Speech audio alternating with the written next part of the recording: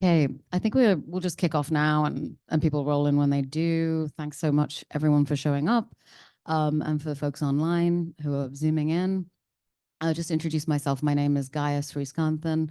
I am with the DSA International Committee's Subcommittee on Climate and Economics, and we've been hosting a series on tax justice over the last couple of months. This is the third session, and we had two other sessions examining how the global tax system is set up, and also a second session on how the global tax system can be used for reparations. So we will share those with everyone who signed up. You can see those online.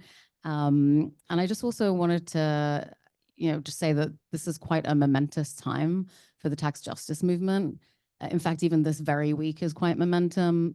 We currently have representatives from countries all over the world that are meeting at the UN in this coming week to negotiate a global tax treaty under the UN, which has the potential to dismantle some of the colonial dynamics around the current tax regime, which we will hear about today.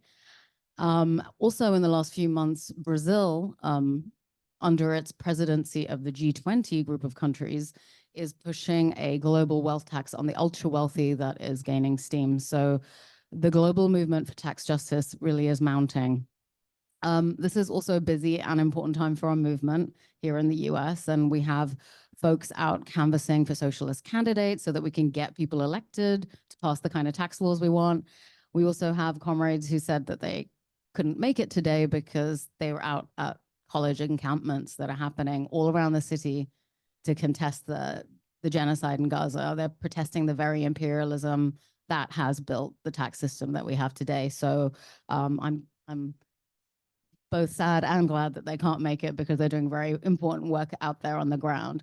And so, we know that this is the very system that we need to defeat so that the rich have no place to hide the wealth that they have stolen from exploiting workers and nature.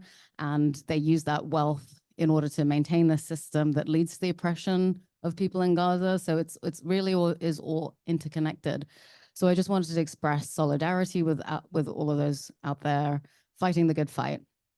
So turning back to the piece of the puzzle that we're discussing today, this is the last session of our three-part series, as I mentioned.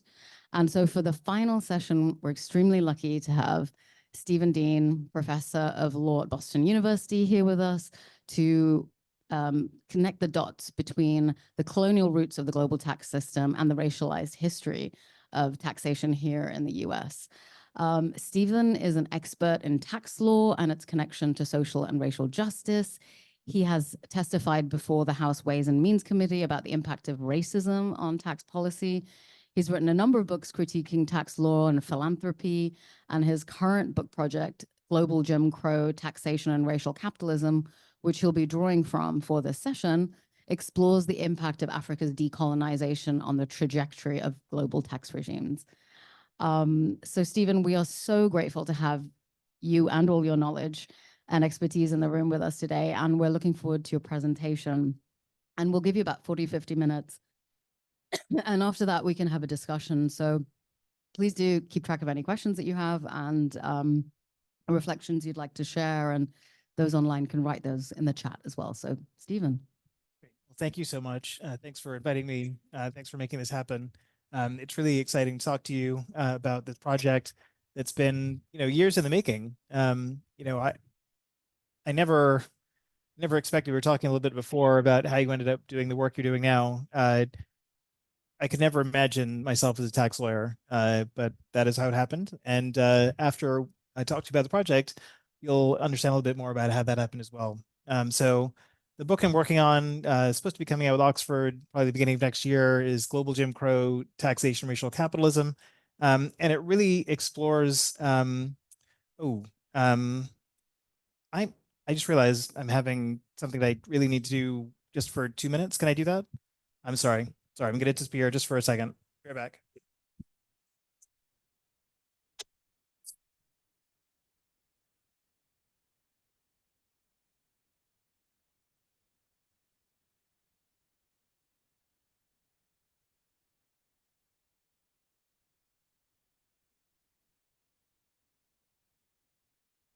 So I've got a 15-year-old who's out adventuring in the city. So when he calls, he knows that I'm going to answer. And I'm sorry about that, but I'm sure you understand. All right. So let's see if I remember what I was talking about. I was talking about tax, probably. That's what I always talk about. So let's see my. Okay. So this book, Global Jim Crow, Taxation, Racial Capitalism. Let's start at the beginning. So let's see. So does anybody recognize this dancing gentleman? And we have guessed about who this is. Yeah, it's King Charles, and then Prince Charles. Who knew that he was a dancer, right? So this is at the independence celebration for the Bahamas. So I was about a year old, a little less, when this party happened. And my mom loves telling the story about I have three older sisters, and my mom was in the process of collecting four of those balloons you see up on the ceiling. So she wanted to bring four balloons. I was less than a year old. What am I going to do with the balloon? But she had four kids. She wanted to take four balloons home. And Prince Charles sees her doing this and comes up to her and basically says, "What do you do with my balloons? What is happening?" And mom's like, "Oh no, I'm just taking them home for my four kids. It'll be fine." But I just like imagining, all the emotions that Charles is feeling. Empire is dissolving, and now this, strange little lady is taking away his balloons, and he's like, "That's just too much. I can't take that." But she took him. Good for her. All right. So my dad grew up in the Bahamas and went away to school where he met mom in the States, brought her home. But when I was born in 72, the Bahamas is still a colony. When my dad grew up there was only one public high school in Nassau for all the folks there. He did not go to a public school because there just weren't enough for everybody, which is bad in many ways, but good because it ended up that he went to a school run by Benedictine monks, and they arranged for him to go to school in the States where he met mom. So that's an important part of the story. Um, but when he came back, when independence happened and majority rule came along with independence, they opened a bunch of schools. So what happened was that my mom had been trained as a nurse in the U.S., but had trouble getting the licensing done in the Bahamas. So she went back to school and became a guidance counselor because there were a ton of jobs because they were opening a ton of schools. All of this is important because her paycheck, like those balloons, was not, it's not a lot of money, but you add up a lot of guidance counselors and teachers and nurses from all the schools and hospitals that didn't exist during the colonial era that the independent nations were creating, and it adds up.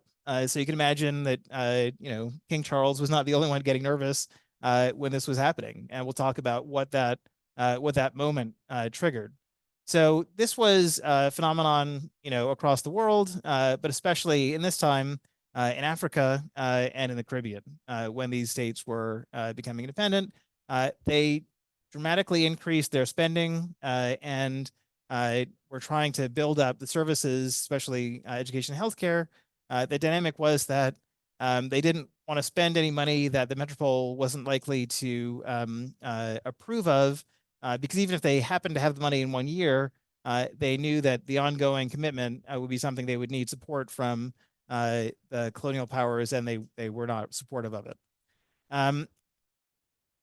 The what you probably heard about last time, or the first time, the first session, was about double tax treaties. So the core of the global tax system today, and we're going to learn about where these came from, are these double tax treaties. And what we've known since about 2000, since this author, Celia Dion, published her article, The Tax Treaties Myth, is that these tax treaties don't really do what they're known as double tax treaties because they're supposed to be about removing double taxation. They don't really do that. She showed just using economic game theory that all they do is redistribute revenues from poor countries to rich countries. So that's really all these mechanisms do. So the question then is why we have so many of them, why they're at the heart of our global tax system. And this is part of the answer. So this palm tree, and I'm kind of obsessed with palm trees because I grew up in the Bahamas, coconut trees, even though they don't really look like this, of course. This was actually in a brochure published by the OECD, the sort of the World Tax Organization in all but name. They published this in 2021 to explain their proposal for a redo of the global tax system. So this was their effort to encapsulate the global tax system today. So they explain that you have one multinational company in country A, the headquarters company. You have an operating subsidiary in country B. So these are both glass office towers, very benign. But the purpose of the whole exercise here is to include this image on the bottom.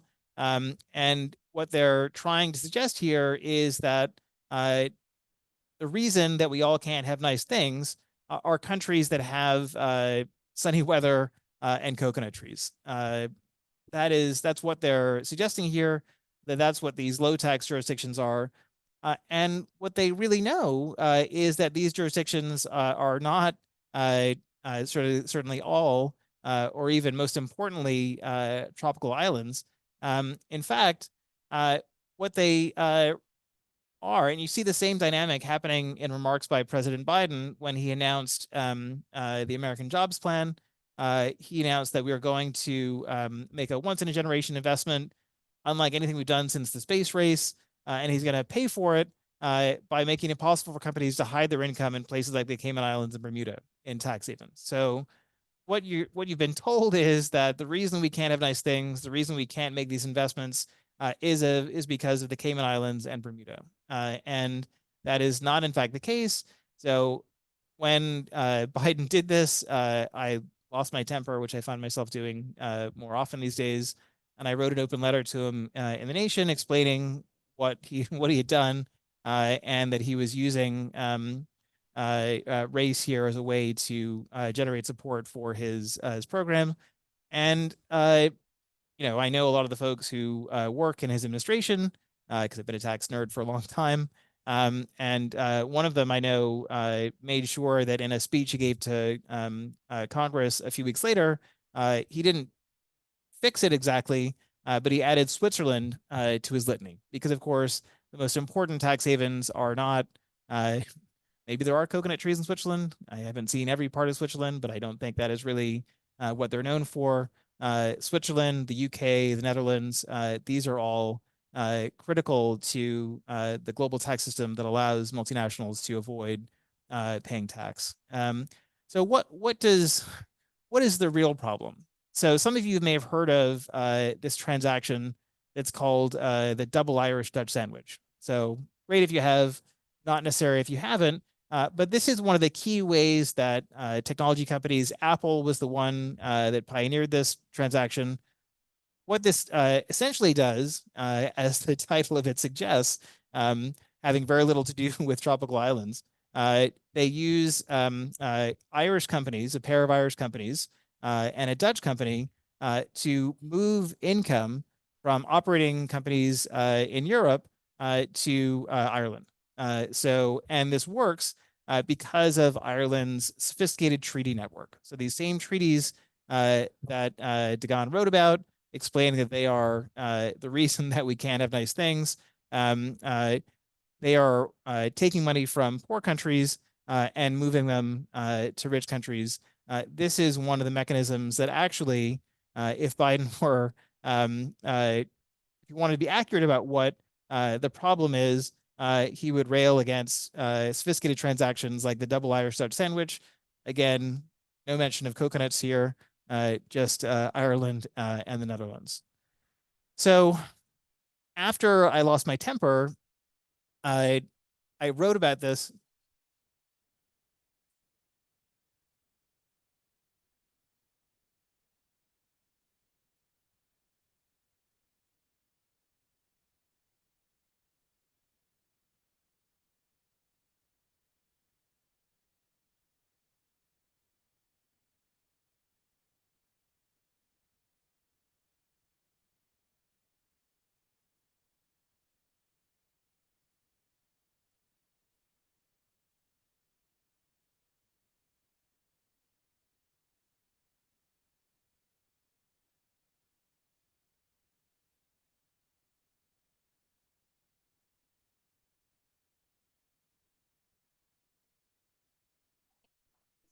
Okay. So as I mentioned, I spoke out about Biden using the Caymans and Bermuda in his speech, and I'd also called out the OECD for this brochure, the image of the coconut trees, and I wrote about it. And I was writing about it again because I was still mad about it, and I went to make sure that I was citing to the right place. And lo and behold, I realized the OECD has replaced the old image with this without any explanation or apology. They've just sort of sanitized it.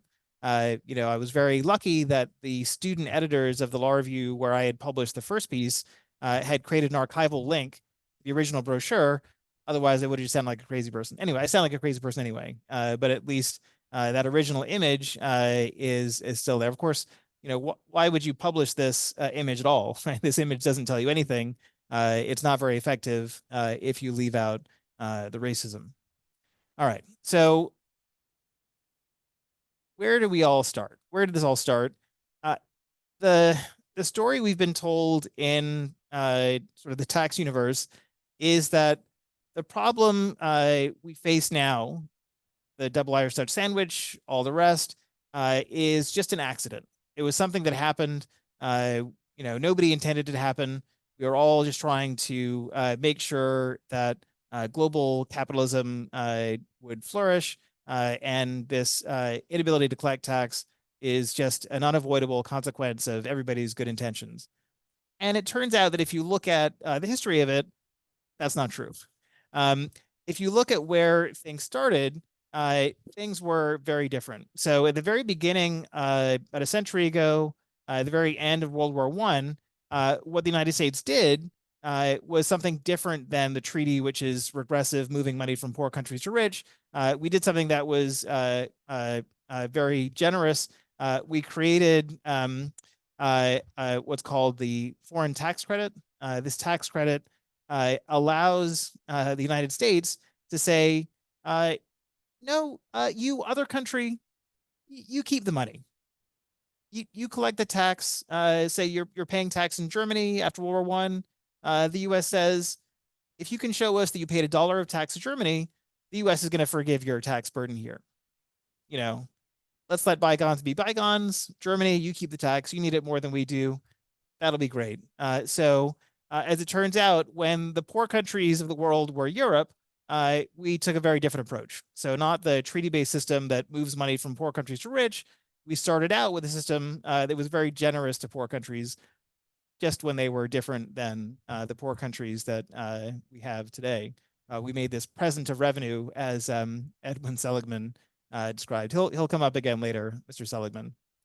Um, and of course, this is this notion that a century of global tax has seen no change, that we adopted a system in the 20s and have been stuck with it ever since, is not borne out by the history. So I was happily at a nerdy tax colloquium and reading this paper for it. And I saw this chart, which has nothing to do with what I'm talking about. They were worried about where the treaty text comes from, whether it comes from the OECD model or the UN model.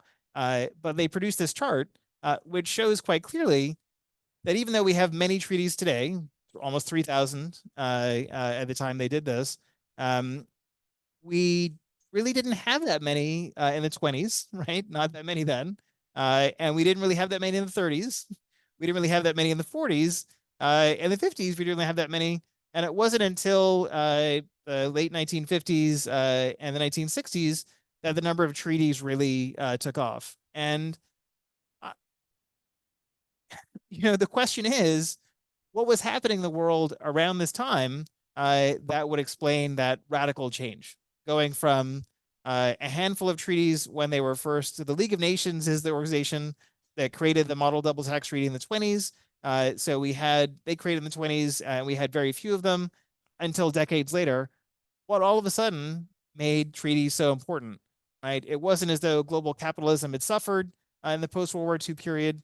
Things worked out pretty well for global capitalism in the 40s and early 50s. It wasn't as though there was some pressing need to supercharge global capitalism at that moment. what was it that explains this dramatic change? So it's helpful to think about what was happening at the time, and not to imagine, our heroes of the day being sort of just like us, but years ago. So this was describing this is related to the organizations that would become the World Bank and the International Monetary Fund. The United States wanted to create, have a global conference to talk about creating these institutions, these Bretton Woods institutions. And John Maynard Keynes had mixed feelings about the countries that were included in this conference. He called it the most monstrous monkey house assembled for many years, and expressly objected to the inclusion of these participants. Yes, this is the John Maynard Keynes that we all know and love.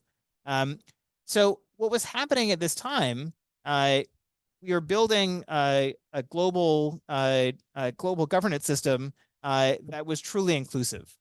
So again, at the time that we had the very generous global tax system where poor countries won, there were just a very limited number of countries that were participating in that. So European countries, both after World War I and World War II, they were some of the primary beneficiaries of that system.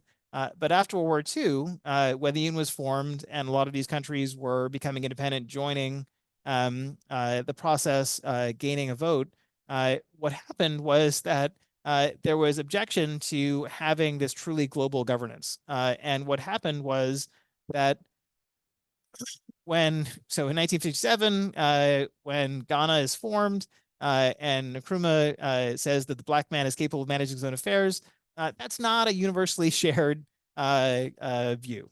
So what happens at this point? We have the same dynamic that we had in the US during Jim Crow deployed globally. So during Jim Crow in the US, yes, separate was an unequal, but separate was not inherently unequal, as the Supreme Court said in Brown v. Board of Education. It was unequal in part because of unequal tax structures. So you had, as Camille Walsh says in Racial Taxation, you had these tax structures deployed by all white school boards and excise boards that took black tax payments from black taxpayers and diverted them to white schools. So it wasn't that blacks weren't paying taxes.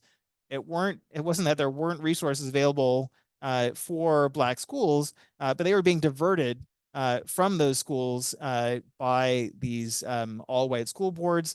The NAACP sponsored over decades litigation trying to fix this.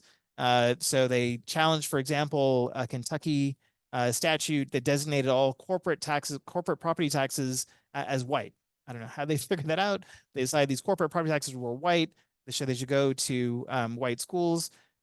They lost in court because that's a clear violation of equal protection, but nothing changed on the ground. So we had these unequal tax structures that were part of what made Jim Crow Jim Crow. And part of the problem, part of the reason we get our surprisingly grumpy John Maynard Keynes is the story of Reconstruction. So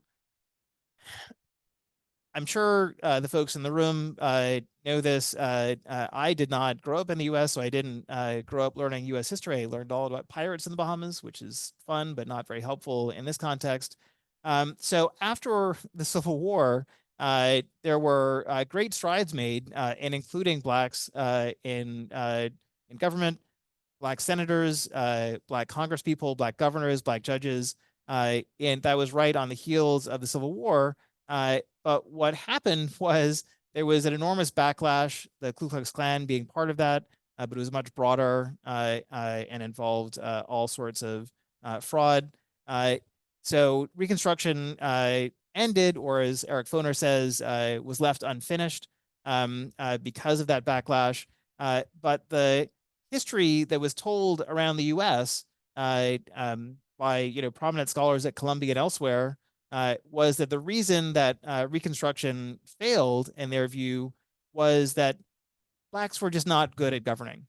So when Nkrumah says that blacks are capable of managing affairs, to a lot of Americans, including our leadership, this sounds flatly wrong.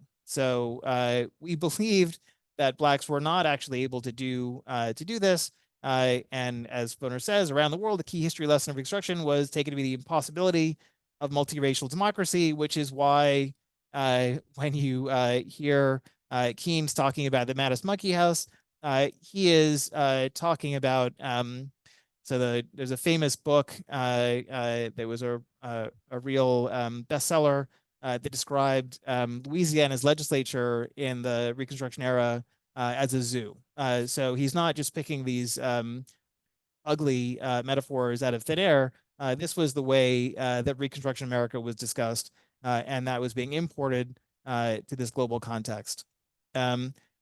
So what's happening now in this period? So again, you saw that graph. Nothing is really happening with treaties until the 50s and 60s.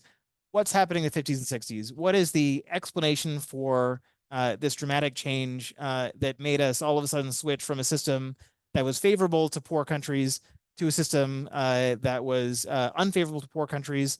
We had decolonization in Africa and the Caribbean really taking root. We have Nkrumah making people nervous by talking about how good blacks are at governing. And this is from Yale professor's book, Funk Money. Says distrustful of newly independent governments and non-white rule, fearing resentment, increased taxation, or possibly even nationalization. Euro-American businesses active in the colonial world divested from empire. So there was real fear that what Nkrumah said was just the opposite of true, was very wrong. So there's real fear of what would happen. And one reaction was what we got with treaties. So you talked about what's happening in the UN, and what's so interesting when you look at the history. This is a book that was just published last year by this Australian scholar. We've heard forever that the UN really never played a role in global tax policy. It's not true. Of course, that's why she calls the book the United Nations Global Tax Coordination, Hidden History in Politics. This was really obscured. In the 50s, the UN was the place where global tax policy was made. And at the moment when the balance of power was shifting, when a lot of countries were becoming independent, what was happening is that the countries that were wielding power in the UN were making noises about not just keeping the pro-poor country policies that we'd had for decades, but actually strengthening them. So the old Cuban tax gambit is what Britain called it. I've been told that I have to emphasize that I'm Bahamian when I call it that, otherwise it sounds a little creepy for me to say. But so Britain called it that, not in a loving way. I think of it as loving way to talk about it. That it was going to sort of supercharge the pro-poor country, pro-source country in the technical jargon system that we had. And the US was terrified. The US was sure that this was the moment that all our balloons were going to float away, right? This was the moment that was going to happen. But it turns out that the Soviets just had no appetite for this. They looked at this, the technical term for what was going to happen was an exemption, a tax exemption for this that would protect them from taxation in the rich countries and would sort of direct tax revenues to the poor countries. And the Soviets just thought this was a scam. This was just about making multinationals rich. They wanted no part of it. The US, feeling that it had dodged a bullet, created just wanted the UN to have no part of this anymore. They moved everything from the UN to what they created, the OECD. So the OECD had its convention signed in 1960, December 1960. And in 1963, it published its first model treaty. And that's when you see those treaties really take off. It started working as the Organization for Economic, so it's the OEEC, the Organization for European Economic Cooperation, switched to the Organization for Economic Cooperation and Development in 1960 by adding the US and Canada to the OEEC. So it was still an all-white organization created in 1960 as an alternative to this multiracial democracy that the U.S. And the other wealthy countries, especially the U.S., was in control. The U.S. did not want this to happen, so they switched everything from the multiracial UN to the all-white OECD. Got the treaties that had been sort of ignored for many decades, realized what they could do, in part, and this is some of the fun facts that you come across when you spend way too much time looking at these things. So Seligman, the man whose name I mentioned earlier, um, so he is one of a handful of economists, and he's the U.S. representative of the League of Nations who helped create these treaties. And uh, unbeknownst to me, and I don't think many people knew this, I think some people did, but just didn't want to acknowledge it.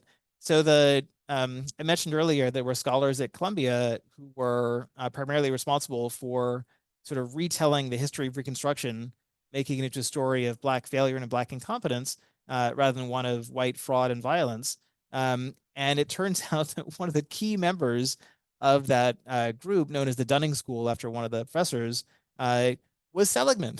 So the designer of the treaties that do these terrible things was actually part of this school that taught the world that blacks were not good at governing. I mean, I couldn't have made that up if I wanted to. I just, it's really too much. And it really seems like I'm making up, but I'm not. That is the guy.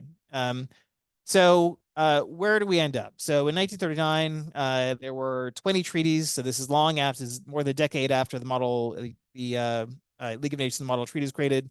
There just weren't a lot between OECD members. And when they published their 1963 draft, this is after years of working on it, there were still only 85. But that number really starts to pick up, almost 200 by the time they did their next in 77, and by 95, and there now there were about as many as you could have within the OECD. So there's clearly something that changed over that period. It is not true that nothing changed over the past 100 years. Something dramatic did change, and that is it. So where are we now? So I showed you that chart, that image from that diagram from the OECD brochure. What that was explaining, that 15% in the center of that slide, was about the global minimum corporate tax. So this has been billed as a way to make corporations pay at least a little tax. What it actually does, as Afton Titus, a scholar from Cape Town, shows, it actually redistributes revenues from poor countries to rich. So she calls it, and I really don't think it is an overclaim. She calls it a death knell for African country tax policies. She shows how, in true settler colonial fashion, what the minimum taxes do is they say that the uses that, say, Rwanda is a country she focuses on because she knows it well. What Rwanda is doing is not productive.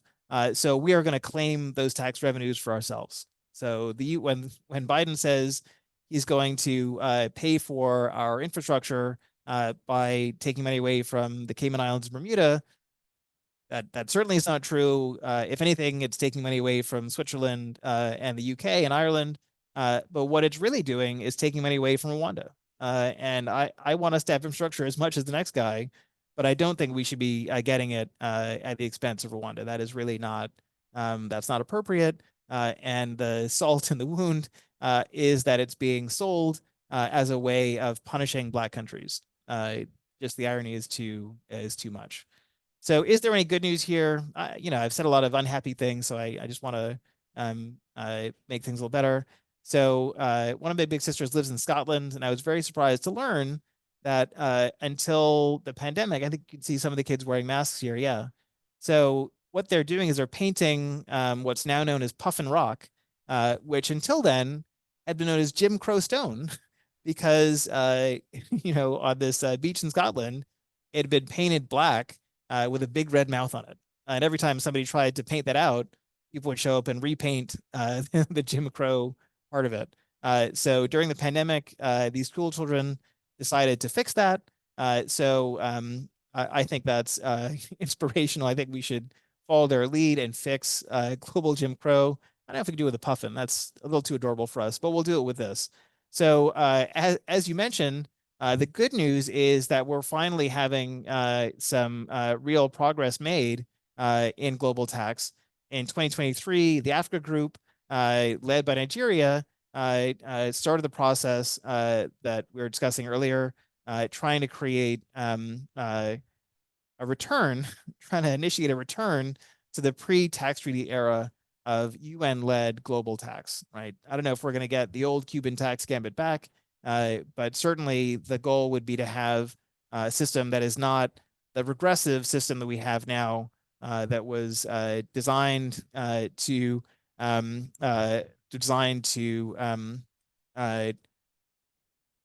strip the sovereignty from these newly emerging countries in the 50s and 60s. And you know, I think of the swimming pools that Heather McGee talks about in her book, The Sum of Us. So in The Sum of Us, she talks about the fact that there used to be a lot of really nice public swimming pools in the U.S. And I always wondered what happened to all the U.S. swimming pools. And it turns out that uh, when desegregation hit, and cities and towns were told that they had to integrate their pools, they said, no, no, we're not going to do that. We're going to close our pools down. And in some cases, they actually filled them in with earth and just closed down their parks. They'd rather nobody have pools than to share them with blacks. And that's really what happened in the 50s and 60s when these countries were becoming independent. The question was, were we going to do what we had done for, even Germany, both after World War I or World War II? No, we're not going to do that. We're going to make sure that they're not able to build their schools and hospitals. We're going to take away that sovereignty from them at the moment they needed it most in a really devastating fashion. So the idea is to return us to that era, see if we can make up for some of that lost time. So I will end there. Thank you very much for your patience and for letting me scurry away at the beginning to cater to my 15-year-old. But I appreciate it and look forward to any questions.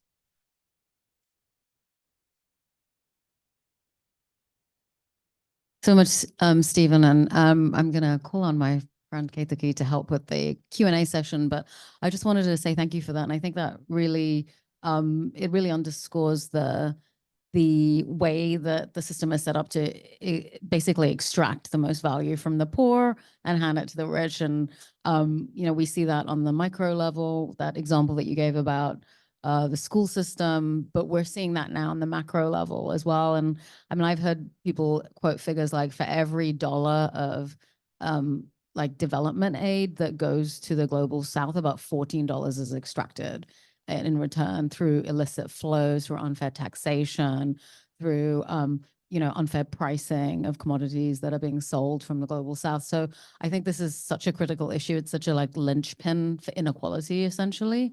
And I can see why they put so much effort into trying to defeat the global tax system. And you mentioned the OECD and how many tax treaties they put out during that period.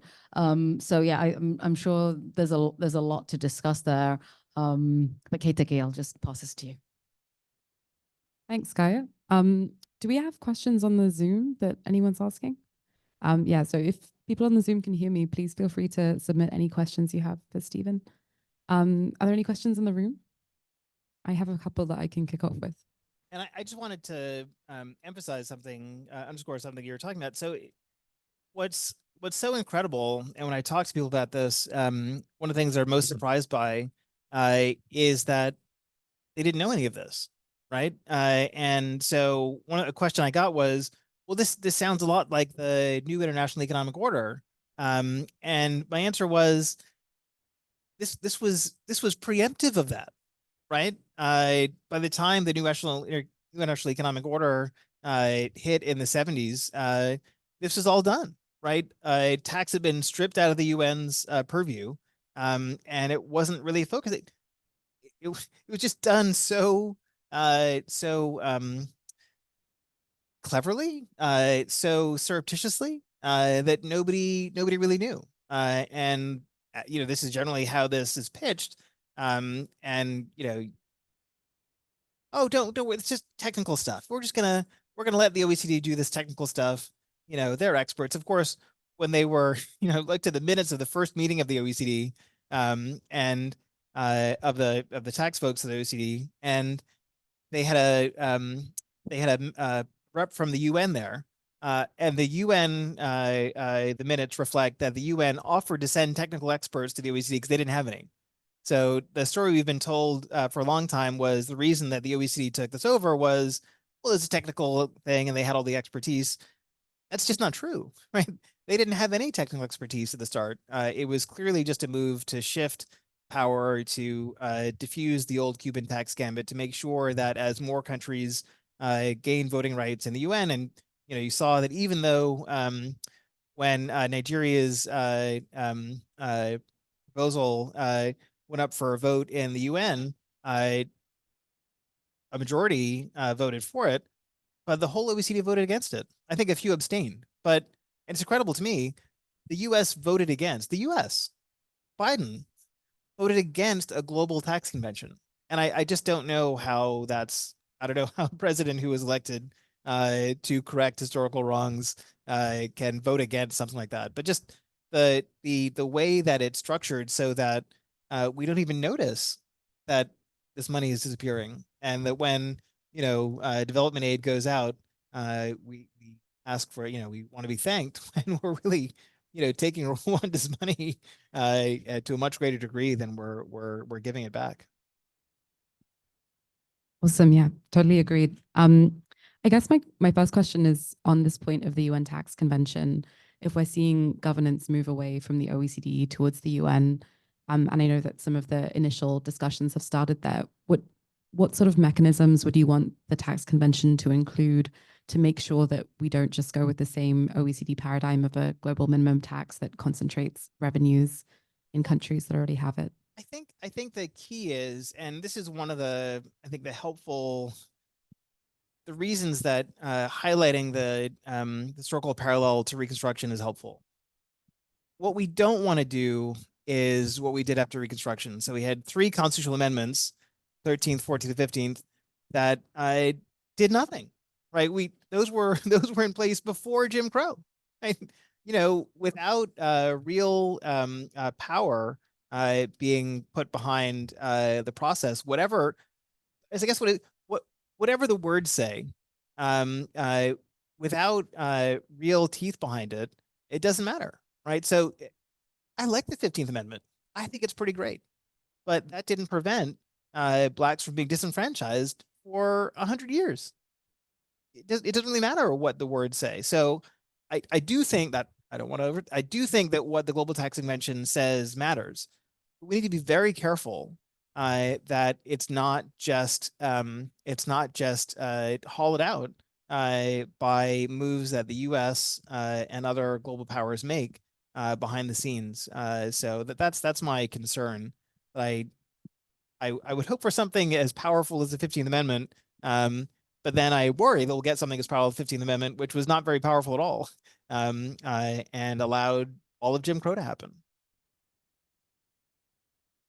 Do we have any other questions from the room? Oh. Okay, so we have one from the chat.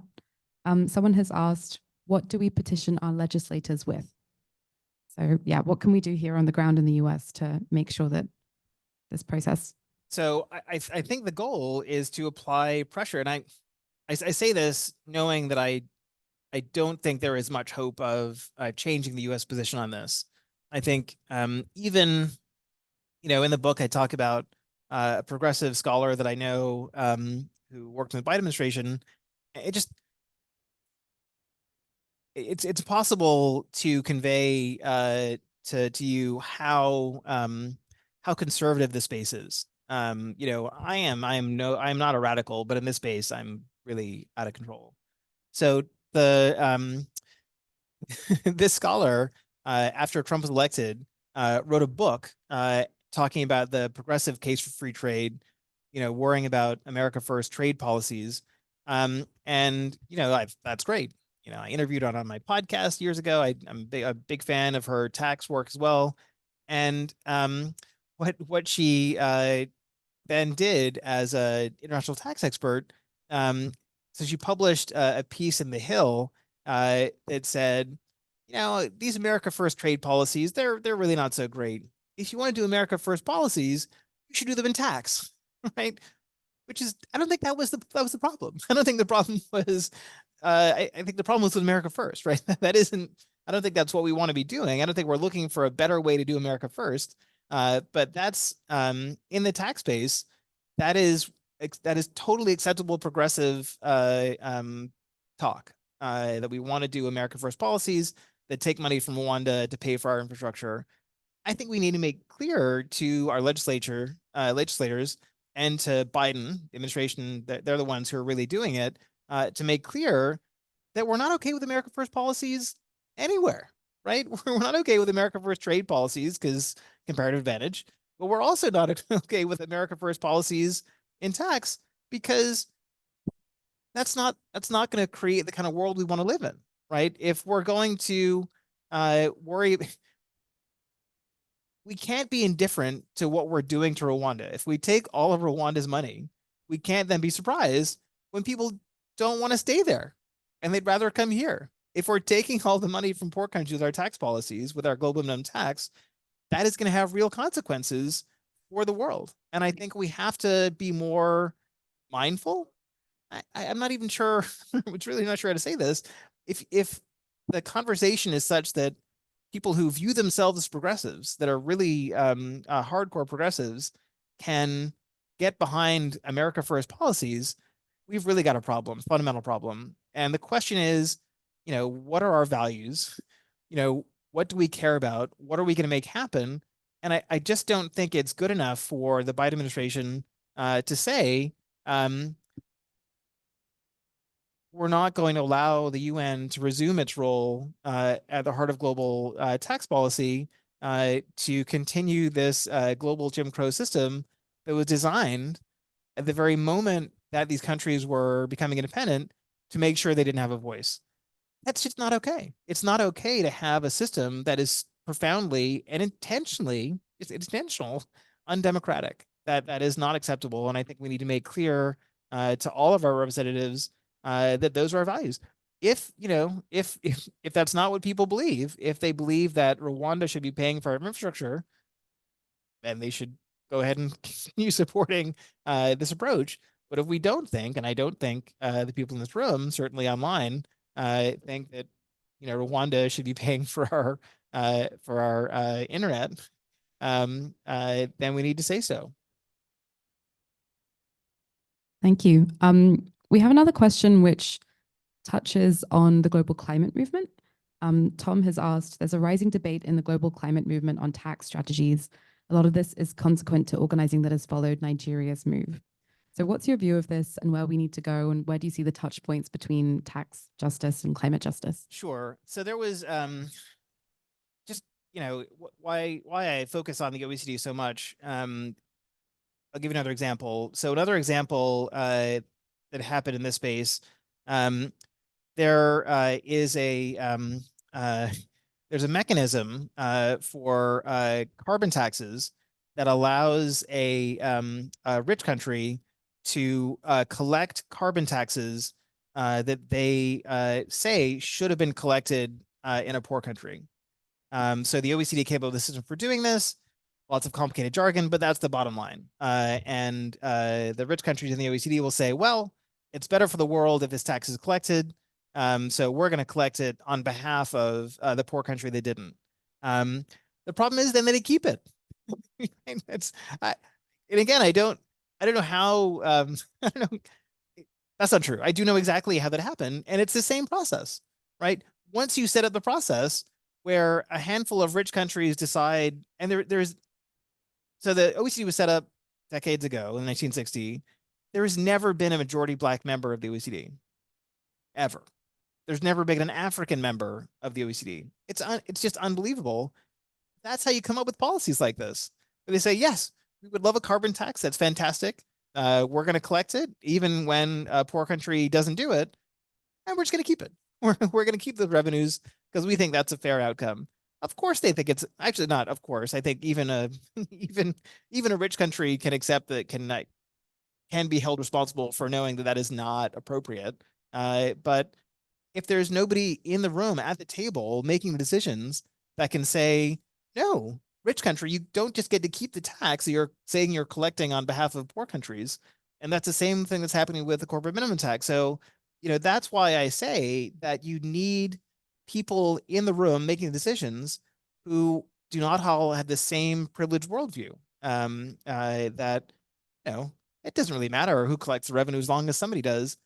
Yeah, it does. It really does matter. It does matter whether the revenue is going to the US or Rwanda. It matters whether it's going to a poor country or to a rich country. That really matters. So I think that one of the interesting dynamics that I've noticed, so as the UN process is ramping up, a parallel climate-focused tax process has also been set up. And I think that at least part of the intention with that process is to deflect attention away from the UN process. So I don't think that it needs to be either or. I think you can do both. But I do think that there is some, I think that getting a fair carbon tax would be great. But I think that the core problems of the global tax system are just orders of magnitude more important. And I don't think we should get distracted by, I think of it almost as a kind of blackmail that we go to poor countries say, don't worry about this big thing here. Aren't you really worried? So again, I'm from the Bahamas. Bahamas is doomed. I like it very much, but the highest point in the country is called Mount Alvernia, and it's 206 feet above sea level on an island I've never been to. Sea level is going to wipe out the Bahamas for sure. That is a done deal. So when you have when you present this urgent need, and you tell poor countries that do you care more about climate change or about the super boring tax stuff that the OECD has handled and you really shouldn't worry about it? That's my concern. That it's really almost a trick to get the countries focused on this real urgent need to forget about this decades-old heist that has really impoverished much of the world. When Martin Luther King gave his "I Have a Dream" speech, he said a lot of happy things, but he also said that America had given Negroes a bad check that had come back marked as sufficient funds. That was global Jim Crow. That was Jim Crow. That was these unequal tax systems. That's what he was talking about. And I think that it's really important to recognize that what's happening here in this global space is very similar. And it's that bad check these poor countries have gotten for decades. It's not, you're talking about development aid. It's really almost cruel to say, well, let's see if we can find some money to help with climate change. Well, how about all the money that you've taken over the decades? do we need a new tax for that? How about you give us some of what's been taken over the years? So when Haiti, for example, is trying to reclaim the money that France made it pay for not being its colony anymore, I don't even know how you get that logic. But if we just would get that money back, and I know your last session was on reparations, you could pay for all the climate mitigation you need out of those reparations. So it shouldn't be an either or. I think that is my concern. That is a way of distracting attention from this crucial process. But I do think it's really important as well. Can I just ask a follow-up? Just what body is collecting that carbon tax on behalf of those global south? So it's a OECD led process. So countries that are importing goods from poor countries will collect the tax. So if France is collecting the tax, so the EU, right? So you do it within the EU, and the EU country would collect the revenue and keep it, and it would explain that it is doing this. It's collecting the tax that the exporting country should have collected, and they'll just keep it. So that's the process. I know it's unbelievable, and again, it's not entirely wrong that tax should be collected. I do believe in a carbon tax. Again, I'm from a country that's about to go underwater, so I'm in favor of anything that'll help slow that down or stop that. But it shouldn't be a choice between having a carbon tax and having revenues that should go to that poor country stay there, or come to a rich country. It's a false choice, and that's, I think, what we have to be really wary of there. Yeah, I'm really interested in your framing of racial capitalism and how it operates domestically with Jim Crow laws, and then also globally with sort of global taxation and the Jim Crow dynamics of that. I'm sort of curious, like, do you see racial capitalism as operating differently on those two scales, or what are the sort of similarities and differences, and how far do you think the comparison extends? So I think that the analogy is imperfect, and I think that what you're able to do at the domestic level is just much more profound than what you're able to do at the global level. So what these all-white school boards were able to do, there were there were in some communities no black schools. In some, there were schools that would operate for a few months of the year. So there were, of course, schools were, so there was violence as well as economic exploitation. Schools were burned down. It's not just about money. I focus on the money, but it's not just about that. So, there, if you are in, a country that was building schools in the post-colonial era, and you kept doing that, there are limits on the ability of the U.S. and the OECD to prevent you from doing that, right? So it's impossible. Is it impossible? It's much more difficult for you to burn down the schools in that country. I guess we can do that in some ways, but it's much more difficult to actually physically remove those schools. It's really, to me, the key is understanding that when we say that what happened to Reconstruction and the reason that blacks didn't have schools in the South or in the North either, but in the U.S. in the post-Civil War era, and that they weren't allowed to vote, was because they were not good at it, right? And that Reconstruction, failed because of their incompetence. When you borrow those same ideas to justify taking away the power of an entire continent just to the moment that we were granting it sovereignty, allowing it to be independent, it's just the audacious nature of that that to me is so similar, right? And again, I think the important part about all of this, and this is something emphasized earlier, but I'll just repeat it. And this is when I see the racism that still allows the OECD to propose a new plan that's going to take money from Rwanda and bring it to the US, and it's justifying that by creating this image with coconut trees in it.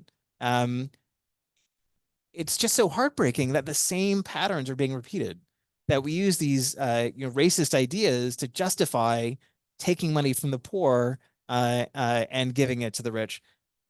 To me, and so I spoke about this at the UN a couple weeks ago, and I was talking to somebody who works in this field and telling them about the book that I'm working on, and I made them cry. They know how bad the system is, but when I explained that it was not, as they've been told, an accident, that this was done intentionally to disenfranchise these countries and to take away the money they needed to build schools and hospitals, they actually teared up. They were really embarrassed. I get it. It's really heartbreaking. I had that same moment, and it was when I saw that chart of the treaties coming out of nowhere, and I realized that it was not an accident, that it was not sort of a century of stability. It was something that was done very intentionally, and that was done reliance on these racist ideas. It's really, to me, quite shocking. I'm told that I'm too easily shocked, but it's really amazing to me that you could have, this complex global system, double tax treaties. They're so complicated, they just make your head spin.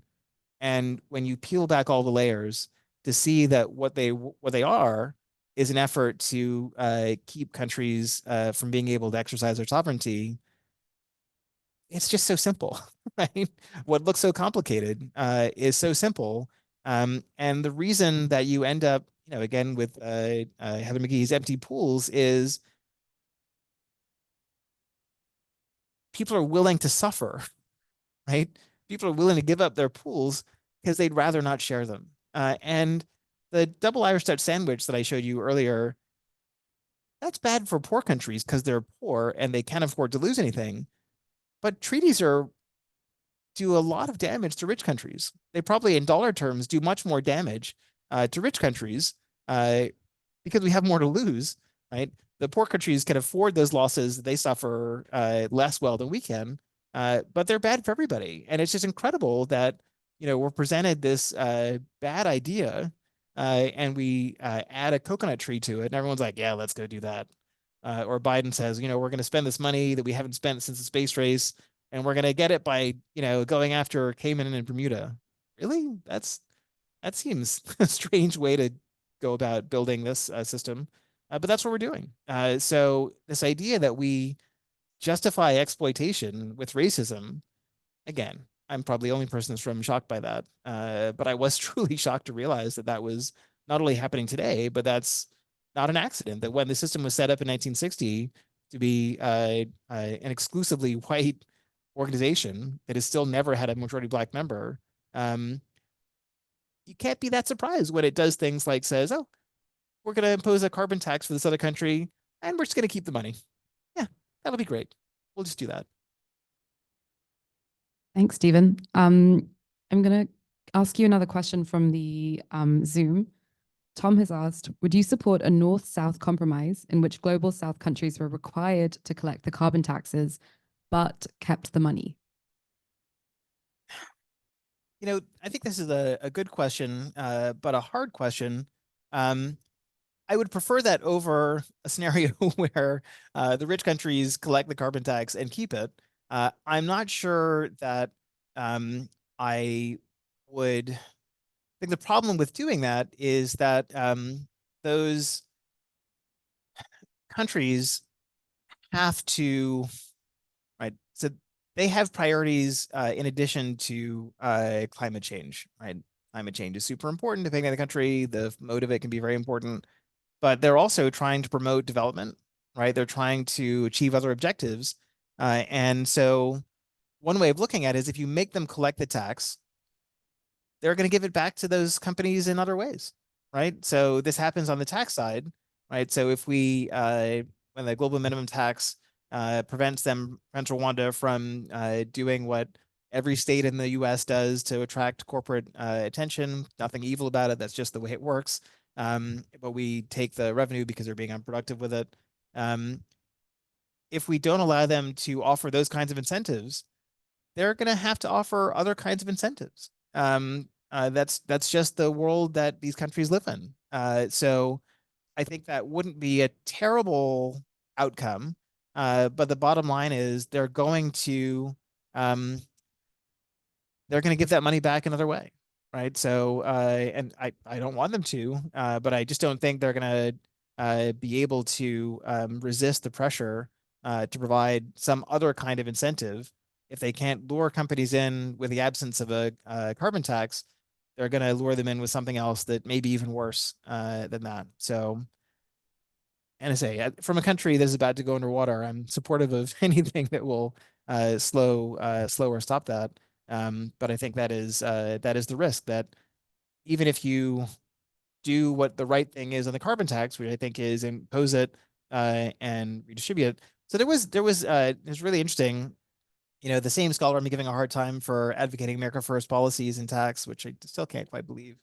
She wrote about, and we talked about this on my podcast, about a conservative plan to impose a carbon tax within the U.S. And then to just redistribute the proceeds to the poor within the U.S. So, that's a system that I think everybody can get behind. Not everybody, but a surprisingly large group of people can get behind in the domestic context. And I think it would also be appealing in the cross-border context. Do we have other questions from the room? I feel like it's just me grilling you. I deserve it. It's okay. I'm just curious how, because the US is not, and none of these white nations are going to give up autonomy themselves, as you said, but how can global South nations, first of all, I guess, what would happen if they excommunicate themselves from these treaties completely? So, and that's been First of all. happening. That's So been they are happening. starting to do that. They are definitely starting. So the problem is, and it's easy to see the pattern with treaties, but the problem is bigger than treaties, right? So the problem isn't if we made all the so I taught a seminar based on the book a couple times, and my students have been amazing because every time that I sort of get starry-eyed and say, well, if only we'd avoided this mistake, everything would be fine. They're like, Professor Dean, that's delusional, right? There are many ways to exploit and to exclude, just make sure that even if you avoid this one trap, that you don't fall into others. And I think the problem here is that if we didn't have treaties, so what we really should have had, so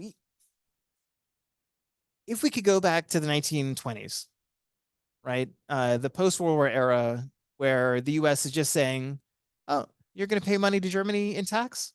Fantastic. Don't pay us. Just Germany, you keep the money. Forget about that whole war thing and the fact that you're paying us reparations, everything else. We're going to let you keep the money because we want to subsidize investments in Germany and all over Europe.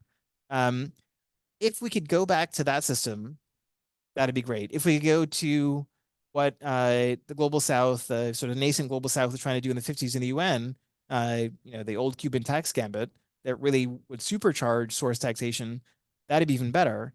I think of treaties as sort of the symptom rather than the disease, right? The disease is the exclusion. It's the shift from the UN to the OECD. And, these treaties are indeed bad, but the worst part about them is that they're not the old Cuban tax gambit, right? So I think that there are countries like Kenya have been tearing up some of their treaties, which is great, but that's still global tax is still being operated out of an organization they don't control. So there's only so much they can do. And I think that the story that we've been told about treaties, or the tax nerds have been told, I hope you guys have not been subjected to as much information about tax treaties as I have been over the years. The story that we were told about tax treaties was that they were developed in the 1920s by the League of Nations, and nobody could have imagined they would have this harmful effect on countries in Africa because they were created when these countries weren't at the table. None of that is true, except that they were first devised in the 1920s. They were implemented when we knew exactly what they would do. Right? This was not an accident. So I do think that and this is the point I've made about the UN as well. What the rules say is important. But if countries who are being exploited don't have a voice, and so the OECD faced a lot of pressure from global South about 10 years ago, and I don't really know how they come up with this stuff, but what they did, rather than giving the non-member countries actual power, they created something they called, and I'm not making this up, the inclusive framework, right? If you create something called the inclusive framework, you're probably lying, right? So this inclusive framework was really an opportunity for these countries to, fly to Paris and rubber stamp what the OECD wanted to do, which some did, some didn't. There's a lot of strong arming, a lot of blackmailing of countries to support what the OCD was doing. But the real key is not whether we have treaties or not. I think the UN treaty would be a treaty. It's not necessarily bad, but it's about who's shaping it and who's enforcing it. I think that's the real key. And just creating a system that is truly inclusive. And again, this is why I think the analogy to the US history here is important.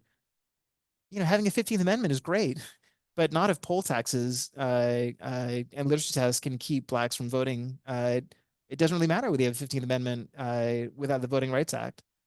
So, you need both. You need both those mechanisms, but really the key is making sure that the countries that are being affected have a real effective voice in making things happen. And you think the UN is the best place to make that happen? Listen, Controversial question. Listen, I think that at the end of the day, I think that if all the UN does is take power away from the OECD, that would be a win.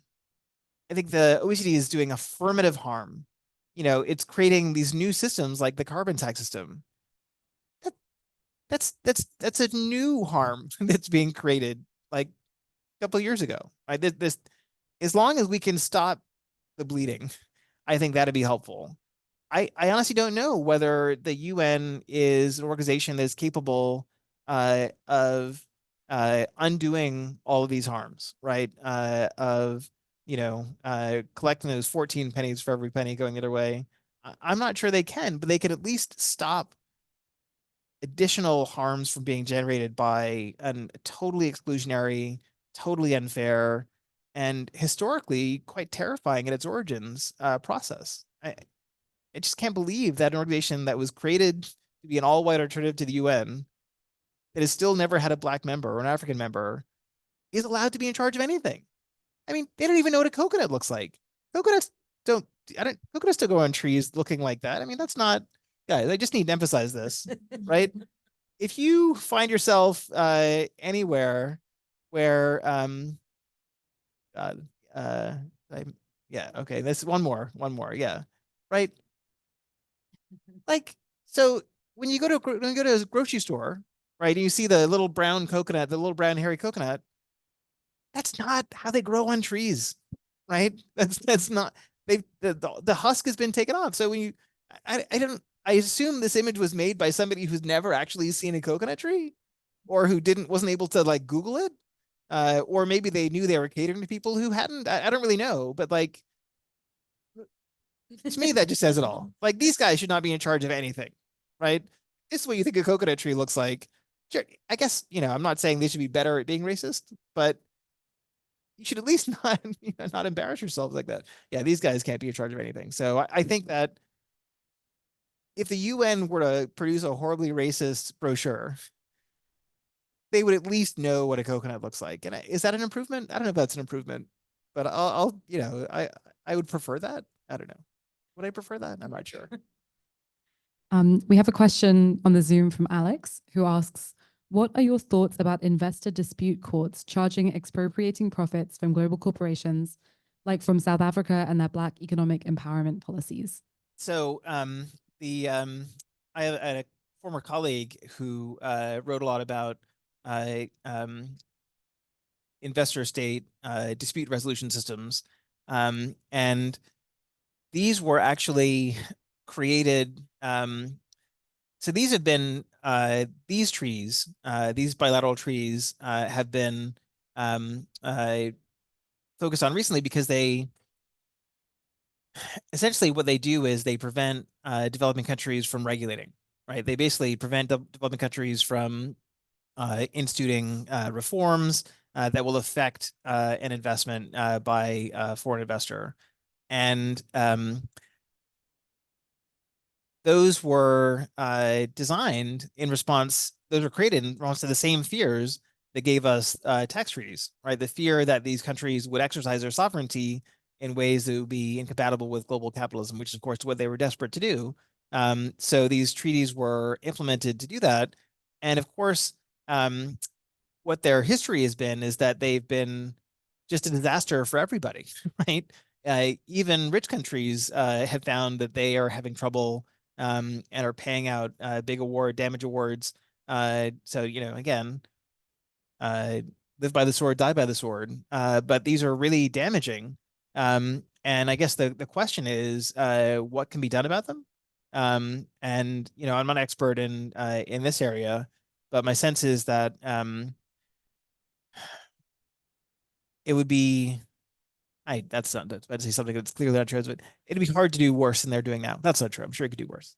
But I think there's a lot of room for improvement on the way these investor state dispute resolution processes work. One of the problems is that there are a lot of the mechanisms involved are really not very effective. So they're usually done by a set of arbitrators rather than by actual courts. So they're not bound by precedent. They don't have to explain what they're doing. The process itself is meant to be to save us from the red tape that is our court systems. But the problem ends up being that, well, we have our court systems for a reason, right? They provide stability and predictability and do all of these things for us. So that's something that is important.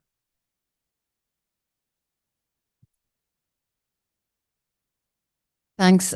Just before I close up, I'm gonna, hang on a second. There she go. I was gonna call on Lizzie, but I think she's left to talk about the NYC tax, the rich. But I just wanted to say real quick that, I can sense from some of the questions as this kind of hunger for like, wait, what do we actually do? What do we actually do? Yeah, what is the what's the alternative? Okay, so you said the OECD is bad, so what's good? And you're like, well, everything has its problems, and I think that is the issue with this space. When we're talking about global governance, there's always a problem with something. But I feel like if one of the good indicators about the UN tax treaty is that the OECD countries don't want it, so I feel like that's probably a sign that it will probably be a bit of a, it will be, at least it's all about rebalancing power a little bit, right? And moving in the right direction. If all it does is slow the OECD down, and I sincerely hope it does much more than this, but if all it does is make the OECD slightly more honest, that would be a win. My own personal vision for how this could work, in the US, of course, we have a bicameral legislature, right? I'm not sure that I love the idea of the Senate all the time, being from New York, right? That doesn't always work for me. But there's no reason to believe that you have to pick one or the other. I think of the OECD as the global tax policy system's brain. And I think it's also true that the UN could be its heart. I don't think you have to choose one or the other. I think that there is a way to, and I'm not sure, I know the OECD is not interested in this, and I don't know whether the UN now having the upper hand, I think in a lot of ways is feeling like reaching a sort of a compromise. But I think there's a lot of room for compromise, right? So when the OECD was started, it had to borrow expertise from the UN because it didn't have anybody, but now it has a lot of experts, right? It's not, there's nothing inherently bad about the OECD or its very smart people.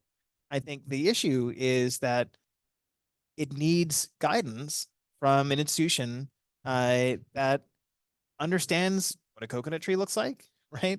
What countries need that are not members of the OECD, and they just can't understand that. So I do think that there is a lot of opportunity for a system that is going to take the best of what the UN can offer, real understanding of countries around the world and what their needs are, and the OECD, a real understanding of a lot of really complicated things, like how to make a carbon tax work. I mean, carbon tax is not easy, and to their credit, the OECD has figured out a good way to make it work. They just had that one missing piece where they think that all the money should go to the rich country. That's, so close, so close. And I think that if you ended up with a system that was, and I'm not quite sure how you would get there, that marries the strengths of both, I think that could be really powerful. I don't know if anybody's really there now, but I can imagine in the future that might be where we end up. But I also have made so many bad predictions over the years that I'm not gonna put money on that. But that's what I would like to see.